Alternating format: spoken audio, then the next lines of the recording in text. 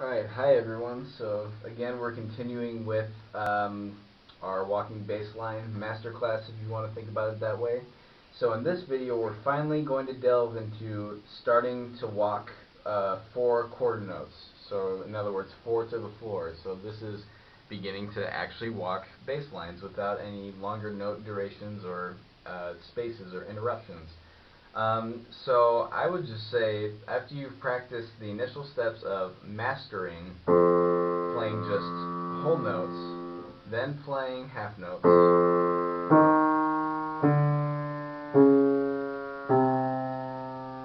and then practicing with, what was the next step? 2 quarter notes and 1/2 note.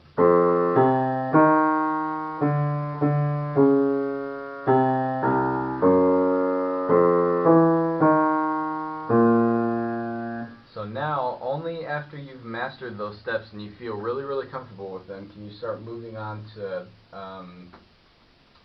4 quarter notes. So I would personally advise you to pick a really, really, really, really snail's marathon pace tempo. Because the goal with this is you should be the most concerned with always putting something on beat 1, 2, 3, and 4 for this step. And if it means that you forget where you are in the form, or you pick a note that you don't really like, don't worry about it for this stage, at least for the beginning of it. Just worry about putting something on every one of the 4 beats. So I'll show you some examples of how I walk, just to give you a feel for it. And I'll try to include most of the elements we've talked about, like including chord tones, fifths, sevenths, thirds, all that, approaching from a half step below and above.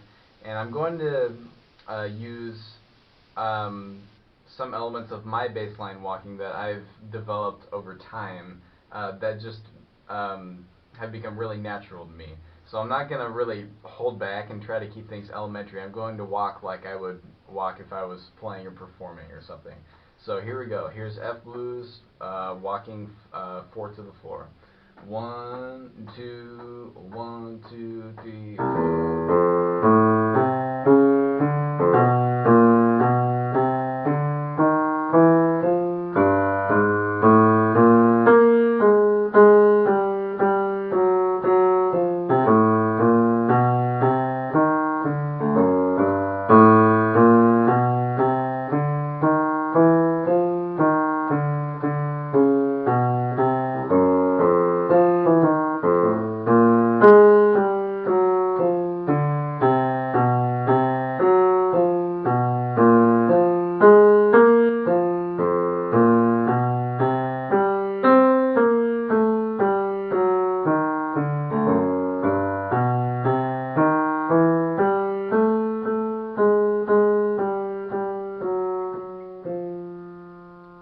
There is quite a lot of stuff in there that I have talked about in the previous videos, and some stuff that I haven't really talked about yet.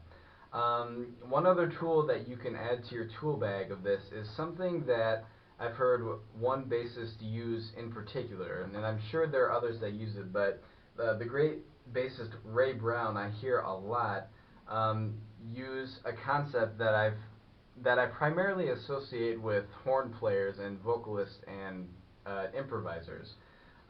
If one of the previous videos I talked about takes this Barry Harris concept of pivoting, to where if you're playing a chord and for some reason the upper part of the chord is too high for your range, or whatever reason may be, you can pivot. Let's use a different chord. So for this chord, I can play it like this, or I can displace the other 3 notes down an octave.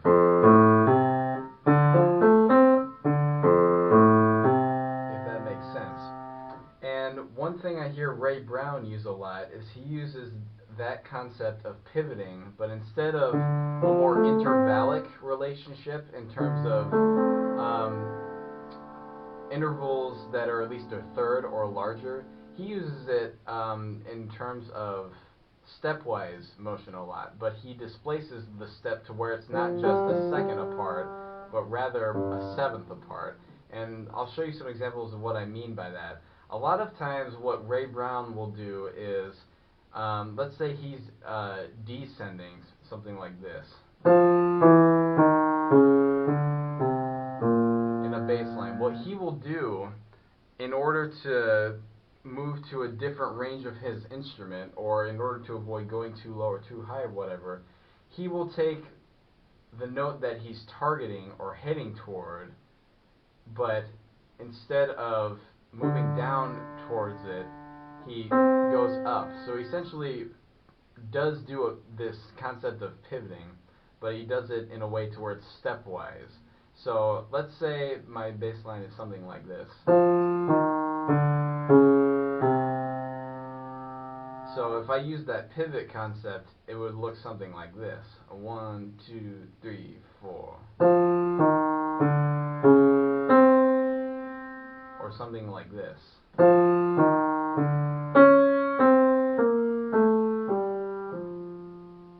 So pivoting is another tool that you can use for bass lines in order to get back to the like money range, I guess you could say, of your instrument. So that would be an example of using pivoting to go up. What would be an example of pivoting to go down? Let's see. Let's say I'm walking that particular figure at some point.